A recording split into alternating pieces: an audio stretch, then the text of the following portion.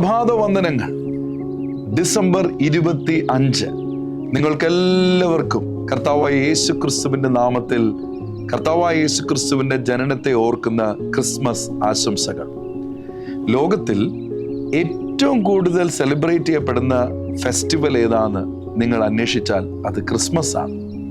ഒരു രക്ഷിക്കപ്പെട്ട പൈതൽ എന്ന നിലയിൽ എല്ലാ ദിവസവും നമ്മൾ യേശുവിനെ സെലിബ്രേറ്റ് ചെയ്യുന്നവരാണ്.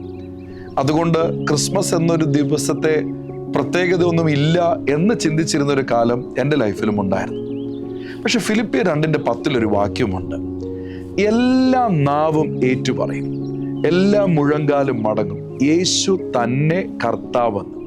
അതിന് തൊട്ടു മുന്നേ എഴുതിയിരിക്കുന്നു, എല്ലാ നാമത്തിനും മേലായ നാമമാണ് യേശുവിൻ്റെ നാമം. അത് സ്പിരിച്വൽ കാര്യത്തിൽ മാത്രമല്ല, ഇന്നും ലോകത്തിൽ ഏറ്റവും കൂടുതൽ ആളുകൾ അറിഞ്ഞോ അറിയാതെയോ, രക്ഷിക്കപ്പെട്ടോ രക്ഷിക്കപ്പെടാതെയോ ഒക്കെ പറയുന്ന ഒരു പേര് കർത്താവായ യേശു ക്രിസ്തുവിൻ്റെ പേര് തന്നെയാണ്. അതുകൊണ്ട് ഇതിനെ ഒരു റിലീജിയസ് ആംഗിളിൽ കാണാതെ നമുക്ക് കർത്താവിൻ്റെ സ്നേഹത്തെ മറ്റുള്ളവർക്ക് കൊടുക്കുന്ന ഒരു നല്ല ദിനമായി, യേശു ലോകരക്ഷകനായി ഈ ഭൂമിയിലേക്ക് വന്നു എന്ന് ഏറ്റവും കുറഞ്ഞത് ഒരു 10 പേരോടെങ്കിലും പറയുന്ന ഒരു നല്ല ദിവസമായി, യേശു ഇമ്മാനുവലാണ്, ദൈവം നമ്മോട് കൂടെ എന്ന് രക്ഷിക്കപ്പെട്ടവരോടും ബോധ്യപ്പെടുത്തുവാനും അവരെ ഓർമ്മപ്പെടുത്തുവാനും അവരെ ഉണർത്തുവാനും ഒക്കെ ഉപയോഗിക്കാൻ കഴിയുന്ന നല്ലൊരു ദിവസമാണ് ക്രിസ്മസ് ദിനം. അതുകൊണ്ട് തന്നെ ഇതിനെ നമ്മൾ സെലിബ്രേറ്റ് ചെയ്യാതെ പിണങ്ങി മാറി നിൽക്കുകയല്ല വേണ്ടത്. ഈ ദിവസത്തിന് നമുക്ക് ഹൃദയത്തിൽ നിന്നും ദൈവത്തോട് നന്ദി പറയാം.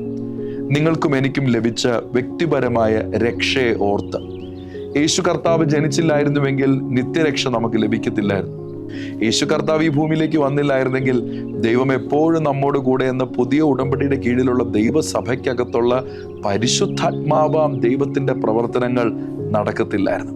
യേശു ഈ ഭൂമിയിൽ ജനിച്ചില്ലായിരുന്നെങ്കിൽ ക്രിസ്ത്യൻ ഫെയ്ത്ത് തന്നെ ഇല്ലാതെയായനെ. പക്ഷെ ഇതിനെല്ലാം ഓർത്ത് നന്ദി പറയാം.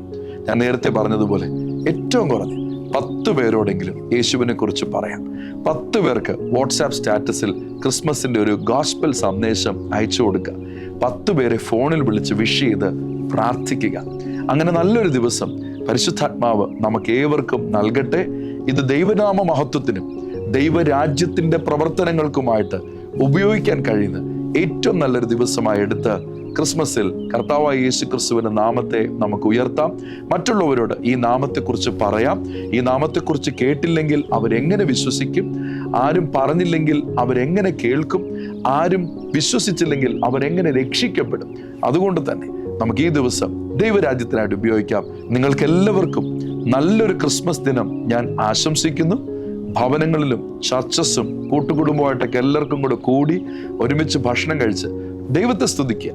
എല്ലാം ദൈവനാമ മഹത്വത്തിനായിട്ട് ആയിത്തീരട്ടെ. Love you. God bless you. Happy Christmas. Amen.